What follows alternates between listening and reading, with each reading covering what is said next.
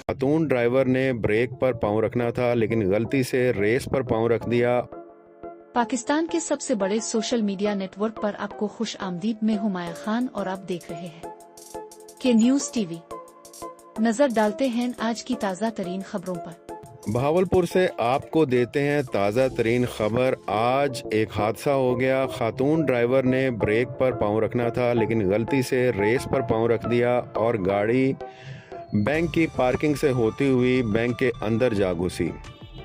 खातून drivers मोहतात driving करती हैं लेकिन ये हादसा हुआ है बहावलपुर में। आप भी जब रोड पे होते हैं और किसी खातून ड्राइवर को देखते हैं तो आपका रद्द-ए-अमल क्या होता है, कमेंट ज़रूर कीजिएगा।